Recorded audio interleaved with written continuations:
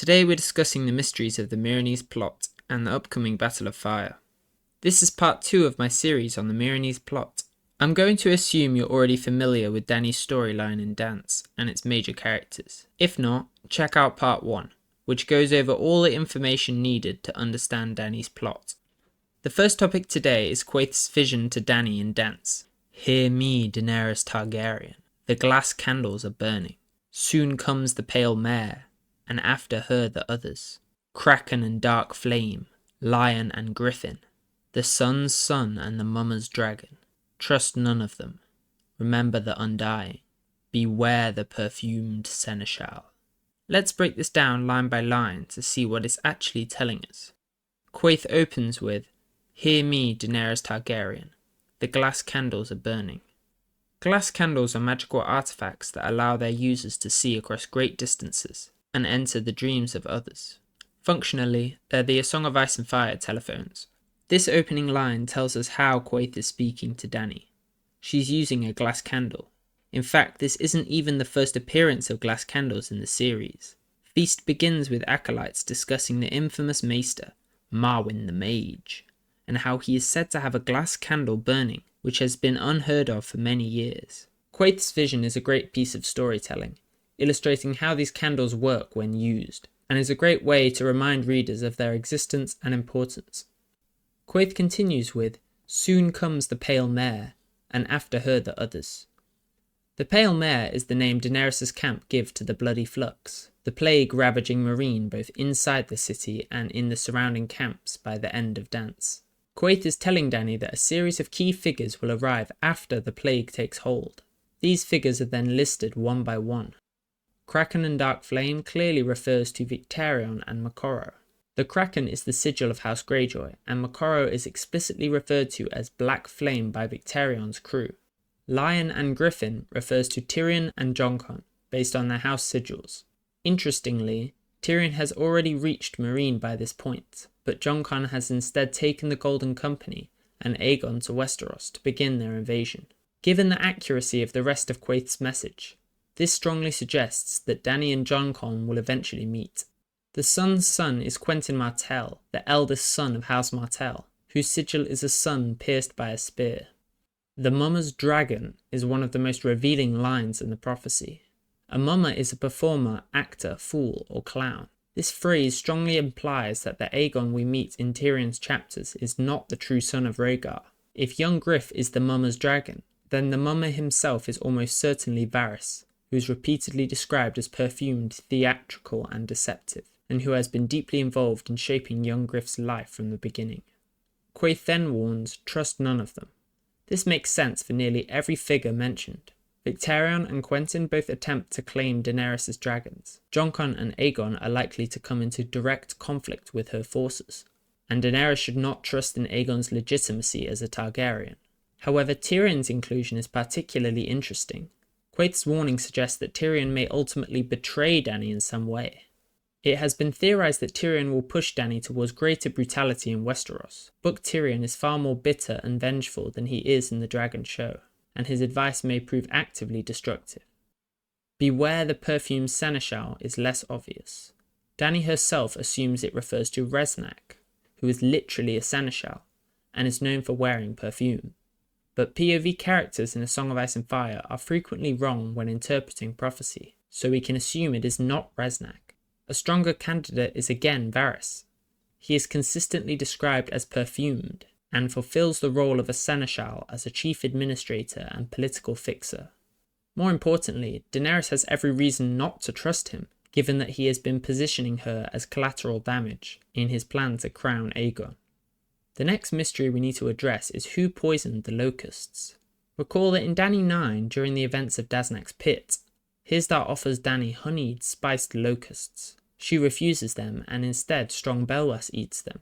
The Locusts turn out to be poisoned, and Belwas nearly dies. The most obvious suspect for the poisoner is Hizdar himself. Skarhaz is convinced of his guilt, and Barristan also comes to suspect him. After all, it is his fighting pit, and his locusts. He is the one actively urging Dany to try them. On the surface, it looks like a straightforward assassination attempt. Kill Dany, claim the throne, and rule Meereen alone.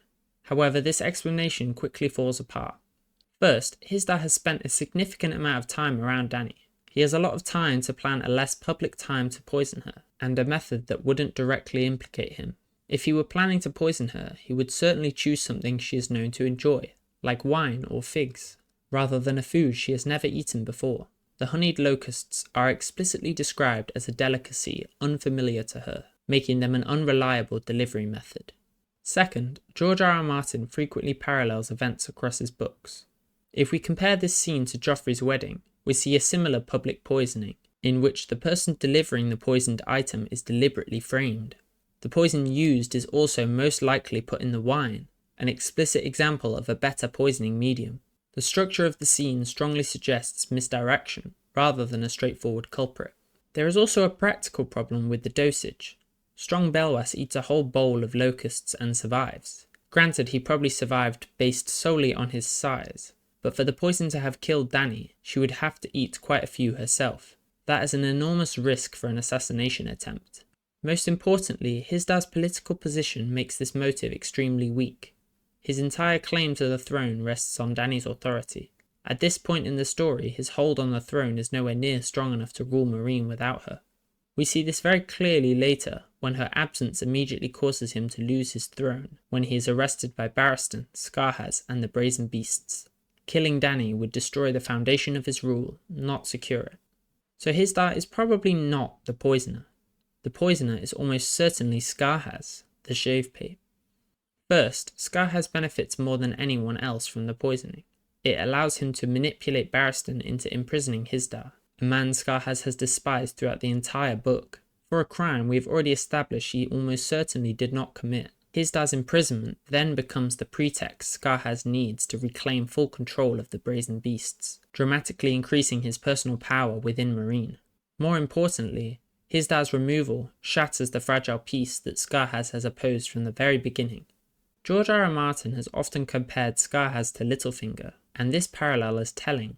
Both men thrive in chaos, and both men stand to gain far more from war than from stability, with Scarhaz's powerful position only acquired after Dany begins her war with Yunkai.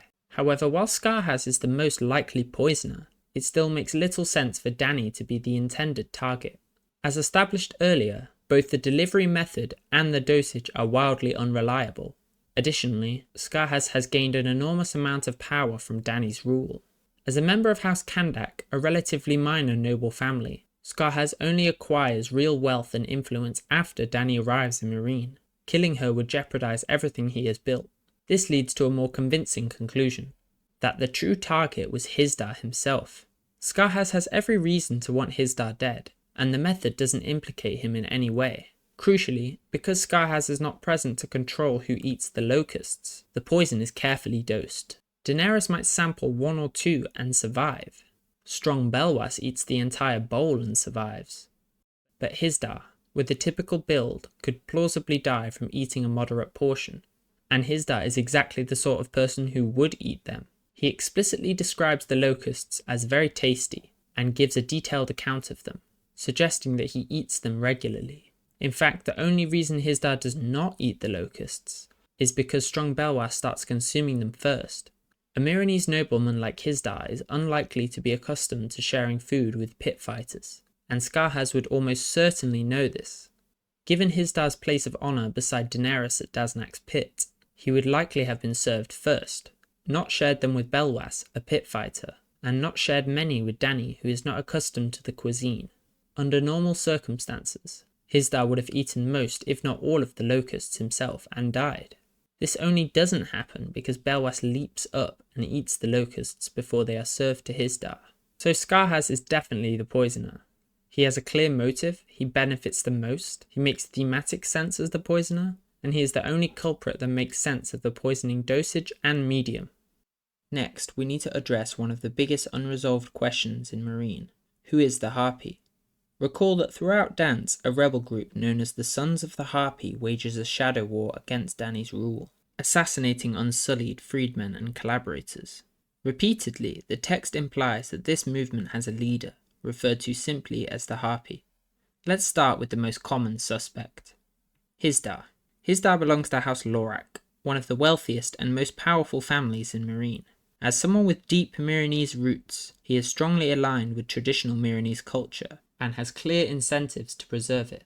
His persistent push to reopen the fighting pits, while motivated by profit, is also an explicit attempt to restore the old social order.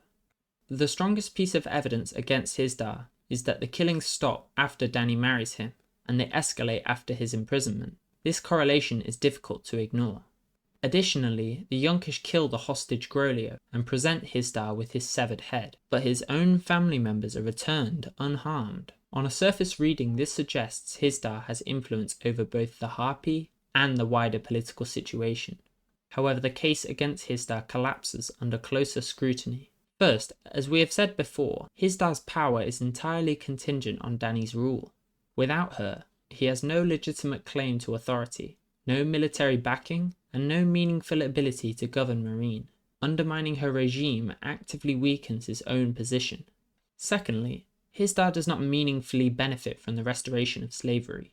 Even after emancipation, many former slaves are willing to fight in the pits for money and status. The economics of the pits still function, meaning Hizdahr's incomes are still maintained under Dany's rule. Most importantly, Hizdahr is extremely readable. Dany repeatedly perceives his emotions with accuracy.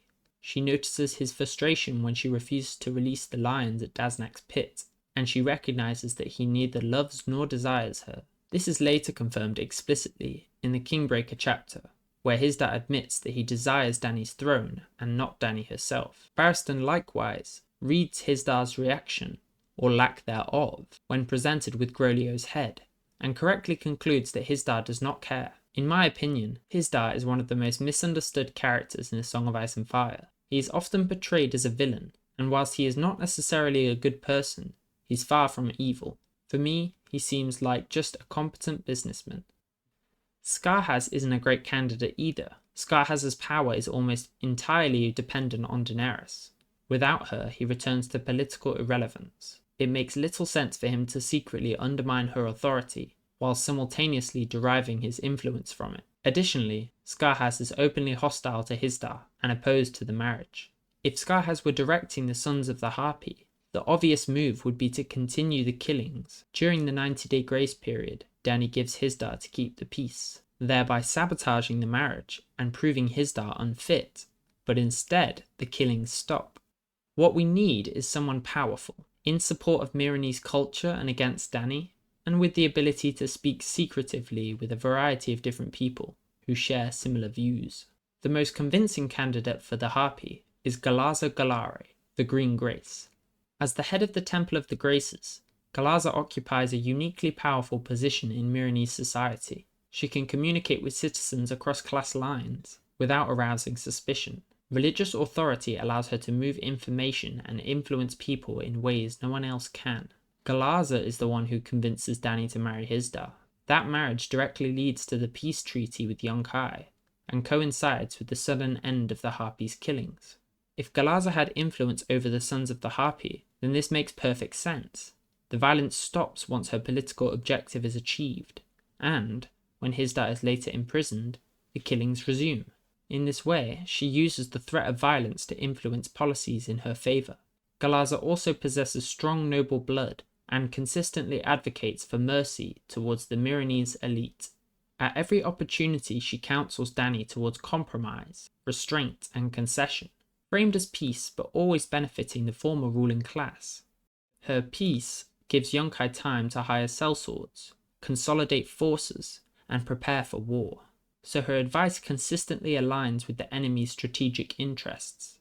Galaza herself is frequently cold, dismissive, and subtly antagonistic towards Daenerys. While never openly hostile, her tone often carries condescension and restrained resentment, suggesting compliance rather than loyalty. After Dany disappears, Barristan sends the Greengrace to negotiate with the Yunkish commanders. She returns with quite a convenient message. The Yunkai refuse peace, Daenerys is dead, and the only solution is to kill the dragons. She then explicitly advises Barristan to do this. This is advice that only benefits Yunkai, who need the dragons killed before the Volantene fleet arrive. Additionally, Galaza's cousin Grazdan repeatedly clashes with Dany. particularly during a dispute involving freed slave weavers. Dany sides with the freedmen, enraging Grazdan, and undermining the economic interests of Galarza's family, who profited enormously from slavery and have every motive to restore the old order. Scarhaz is openly distrustful of her. While Scarhaz is not a very reliable source, his loyalty to Dany is never in question, and his instincts here appear justified. There is then the most overlooked piece of evidence. Harpies are exclusively female. The name, Sons of the Harpy, directly refers to soldiers led by a woman. Among all the figures in Dany's court, no other woman possesses anything close to Galarza's level of influence. She alone has the power, social reach, and ideological motivation required to lead a movement like the Sons of the Harpy. There is also thematic evidence that Galarza Galari is the Harpy. In A Game of Thrones, Meereen-based fills a remarkably similar narrative role. She is an older woman who presents herself as an innocent victim, someone Dany is encouraged to trust. Yet beneath that facade, Meereen is actively working against Dany's interests, pursuing her own sense of justice and vengeance. George R. R. Martin frequently reinforces his themes by repeating character archetypes across different contexts, allowing readers to recognize patterns rather than isolated events.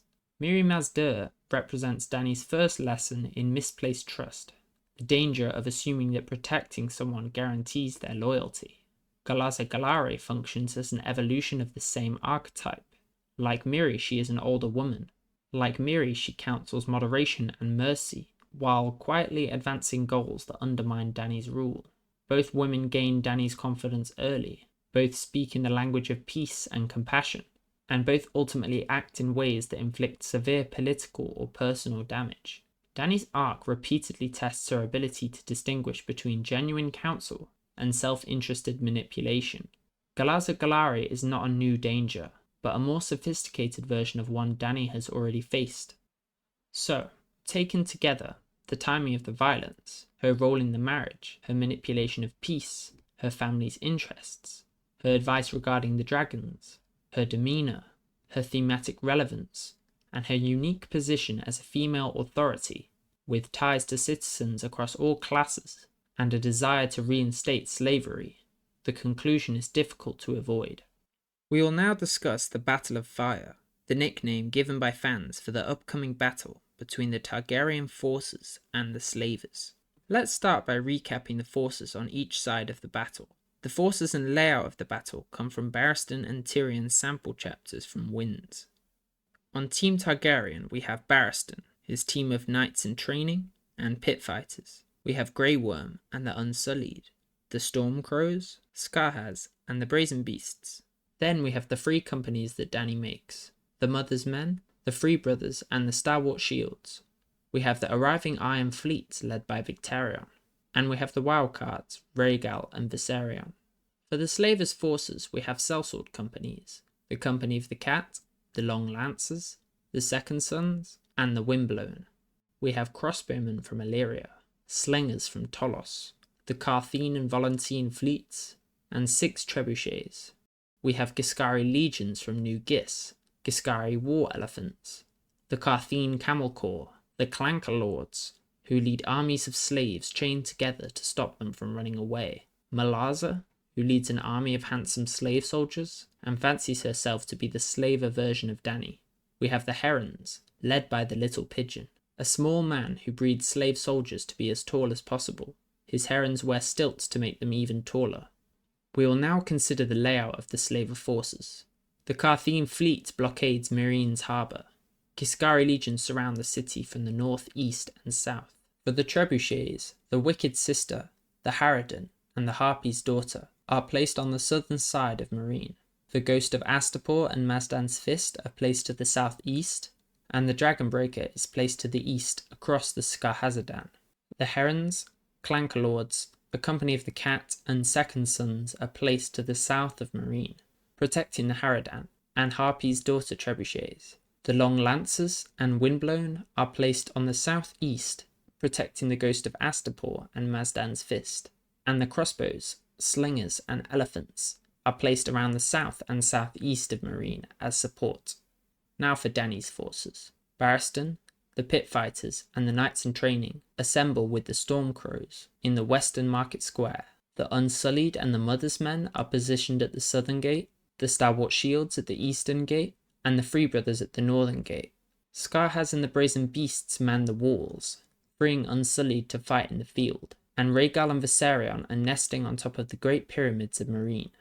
The Battle of Fire starts with Barristan leading the pit fighters, trainee knights, and stormcrows out of the southwestern gate.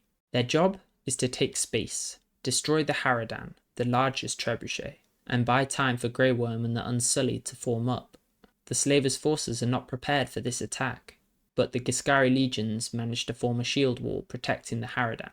Barristan knows that a maester's chain is only as strong as the weakest link, and identifies the herons on stilts as far easier prey. So Barristan turns away from the Giscari, and begins targeting the little pigeon and his herons.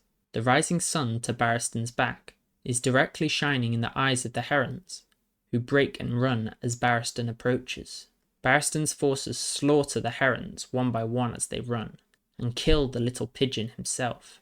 The Clanker Lords are similarly killed quickly by the marching Stormcrows. The Unsullied march through the southern gate and form up into a shield wall, establishing an impressive defensive position.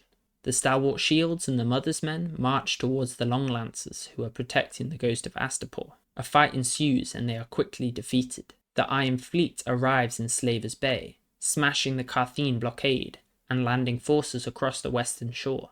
They engage the Giscari legions defending the Wicked Sister. The Unsullied fight Bloodbeard and the Company of the Cat in order to destroy the Harpy's daughter. The Windblown betray the Slavers, accepting Barristan's offer of Pentos, join the Mother's Men, and destroy the Ghost of Astapor. Above it all, Rhaegal and Viserion sweep across the battlefield, burning and devouring the diseased corpses hurled by the trebuchets. The Second Sons receive contradictory orders: defend the beaches from the Ironborn and flank the Unsullied. Instead, they join the Unsullied, and together they destroy the Harpy's daughter. While the Wind's sample chapters end mid-battle, the result is all but inevitable. The Wicked Sister will fall to the Ironborn, the Harridan to Barristan, the Ghost of Astapor to the Unsullied and Second Sons, and the Harpy's daughter has already been destroyed by the Windblown and Mother's Men. The Long Lancers, Company of the Cat, Herons, and Clanker Lords have all been defeated, and it is likely that the rest of the Slaver forces will flee or be destroyed as well. Dany seems positioned to win yet another crushing victory, defeating her enemies and gaining several groups of militia. Although Dany is not here to see this, it is likely she will return to a peaceful and secure Meereen. Thank you everyone for watching. If you enjoy the Meereenese plot as much as I do, be sure to give me a follow. This is part 2 of my series on the Meereenese plot, and we will be continuing with part 3, where we will go over what to expect in Dany's Winds chapters. While you wait, be sure to check out part 1 for an explanation on Dany's chapters in Dance. Because Dany's plot is so vast and complex, there is still far more to discuss, and discuss we shall, as we stay, waiting for Winds.